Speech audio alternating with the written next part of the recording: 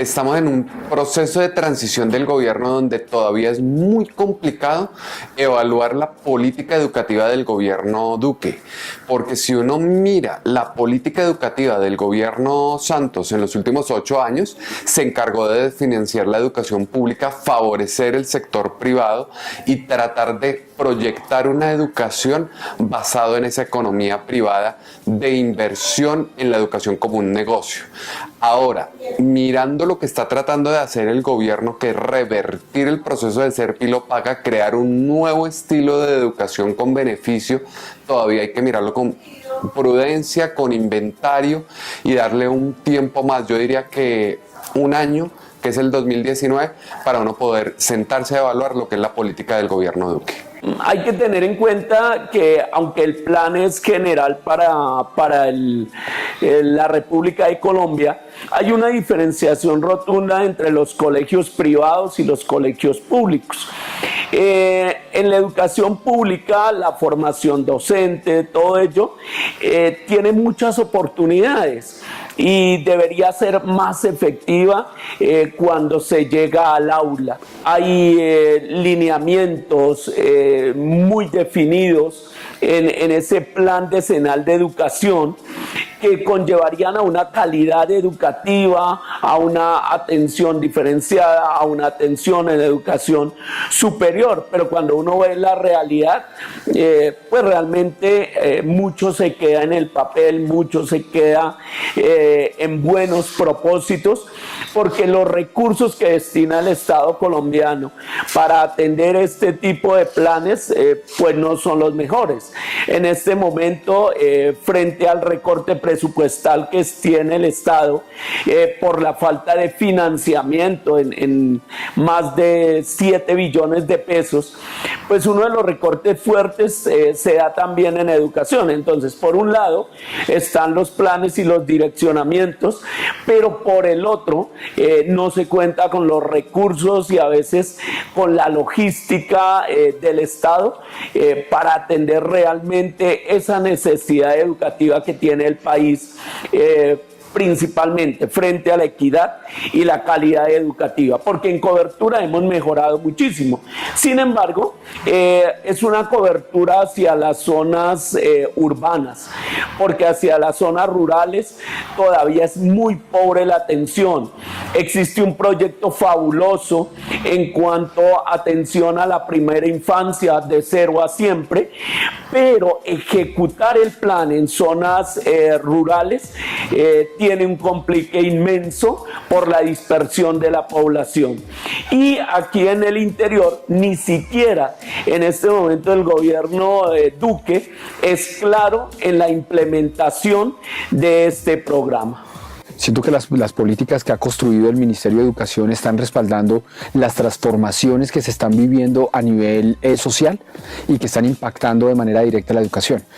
Hoy se tiene que pensar en estrategias que abandonen permanentemente el desarrollo de temáticas y contenidos, como bien lo expresa el Ministerio, para poder empezar a elaborar estrategias y pedagogías más cercanas al desarrollo de competencias que son las que están buscando en el campo profesional. Entonces creo que esa triangulación que ha logrado hacer el Ministerio está respaldando de una u otra manera las maneras como se está desarrollando la revolución educativa en las universidades y en la educación en general. Respaldan el sistema como ellos lo plantearon. El sistema en realidad, entre mayor inversión se podrían exigir mayores resultados. Pero uno ya sabe y tiene idea de cómo el Banco Mundial clasifica países y tiene ya algunas políticas destinadas para algunos países donde la educación debe llegar a cierto tipo de personas de cierta forma y con cierta calidad. Debería ser igual para todo el mundo, y más con internet, una revolución del conocimiento, de lo que se habla ahorita en las universidades, para que todos pudieran acceder al conocimiento y realmente pudieran apropiarse del conocimiento que para ellos les beneficia según su entorno, según su necesidad. Pero no tenemos en realidad como ese respaldo de política de poder superar más del límite que ya está establecido para Colombia. Uno sabe ya en Colombia más o menos para dónde va la educación, y si quiere de verdad surgir, pues toca prepararse en otros estamentos, institutos, diplomados y demás, casi siempre en universidades públicas no hay no hay acceso, no hay oferta. La oferta se encuentra en la universidad privada y pues es difícil acceder.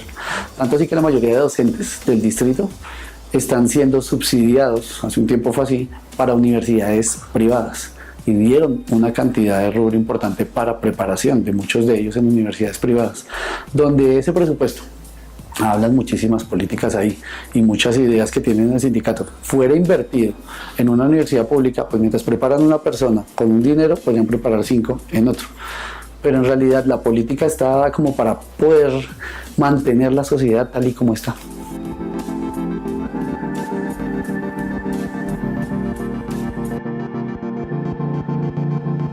Lo que pasa es que la educación, si bien en el sector público tiene un sistema de elección para llegar a la rectoría, para llegar a los cargos directivos, uno no puede decir que haya una participación total de los docentes. Me parece que es un núcleo restringido en el cual se están definiendo las políticas de las universidades públicas y el cómo afecta esto a la planta docente. La planta docente está más inmersa en los procesos de docencia, de investigación y de extensión que en los de administración, y eso se ve en la educación pública y en la educación privada. No, yo creo que no existen realmente mesas de trabajo y está demostrado en el paro que acaba de pasar de los estudiantes de educación pública a nivel de las universidades, que realmente es un Estado que atiende más a los lineamientos de organismos internacionales como la OCDE, pero que poco investiga en el contexto colombiano las necesidades efectivas que se tienen tanto en educación superior como en educación básica, y no cuenta con líneas logísticas, instrumentales para la participación efectiva de los educadores en las políticas o en los planes de desarrollo que se plantean. Es más situaciones de políticos que realmente de asesoría de técnicos que sepan de las necesidades y de la proyección educativa del país. En teoría permite la participación activa de los educadores, pero creo que en la práctica el modelo que también ha construido el ministerio sigue siendo altamente centralista. Y está dejando por fuera las realidades regionales, está dejando por fuera las condiciones regionales y locales de formación que impactan de una u otra manera el aprendizaje de los estudiantes y por lo tanto de las formas de enseñar del docente. Hay muchas cosas que permiten libertad y más la ley a la hora de la libertad de cátedra y la libertad de expresión, muchas de las cosas que le enseñan a los chicos. Nosotros sí tenemos la oportunidad y trabajamos con los muchachos muchísimas cosas, exploramos inmensidad de cosas que incluso ellos mismos encuentran. Resultamos tratando los temas que más se acercan a ellos, pero el limitante precisamente es esas ayudas tecnológicas que podamos tener, porque a los chicos los beneficia. Nosotros tenemos libertad de cátedra, hay muchas cosas que podemos hacer con ellos, pero es limitado por la cantidad de recursos y la cantidad de cosas que se tienen. Se desearía tener mucho más. Sería importantísimo una inversión que permitiera, ahora con lo de la ley obligatoria, la jornada única, donde un estudiante con 8 horas de clase o con 9 horas de presencialidad en un colegio, pues puedan desarrollar el currículo de las diferentes áreas de la misma forma que se maneja en un colegio privado. Desarrollar una cátedra de matemáticas para este año, por ejemplo, para grado 10º, de trigonometría, solamente en 3 horas en la semana. Y cada hora está programada por ley de 55 minutos. Pues el tiempo es bastante corto para las 5 horas o 6 horas que por lo general, también he trabajado en algunos colegios privados, se tienen para desarrollar esos mismos contenidos.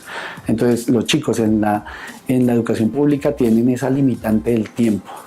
Y la limitante del tiempo sumada a las limitantes de espacio, sumadas a las limitantes de la tecnología, del uso de internet, no hay una buena conexión en los colegios y en muchos ni existe, pues deja a los estudiantes no incluso con lo básico de lo básico, sino con lo mínimo.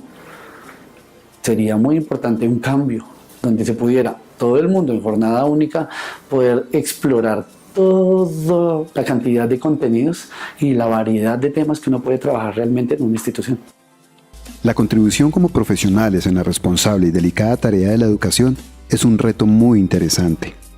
Se debe comprender de qué se trata la gestión y misión dentro de este desarrollo pedagógico y académico como herramienta para la sociedad. Es oportuno encontrar adecuadamente los conceptos y las proyecciones que diseñan la educación, su diseño curricular, su enfoque metodológico, evaluación, recursos de aprendizaje y prácticas pedagógicas que amplían y son la base para el desarrollo continuo de la propuesta educativa en el marco de la innovación y la investigación. Estas son partes fundamentales de las nuevas prácticas dentro del sistema educativo nacional.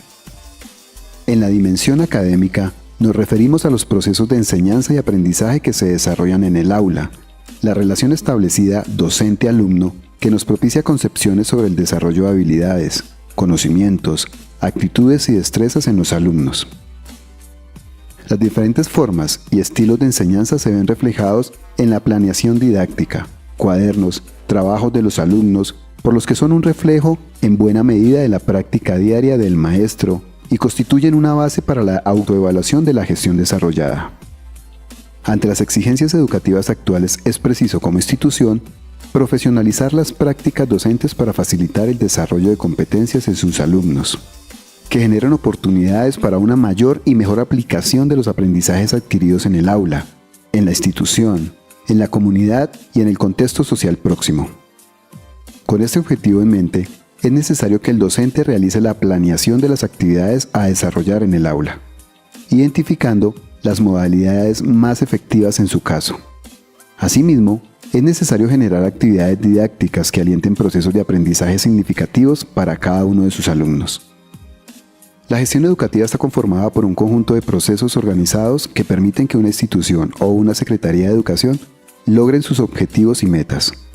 Una gestión apropiada pasa por momentos de diagnóstico, planeación, ejecución, seguimiento y evaluación que se nutren entre sí y conducen a la obtención de los resultados definidos por los equipos directivos. Una buena gestión es la clave para que las tareas que desarrolle cada integrante de una institución tenga sentido y pertenencia dentro de un proyecto que es de todos. En otras palabras, es fundamental lograr que todos sus integrantes se focalicen hacia una misma dirección, para lograr las metas y objetivos visualizados desde sus inicios.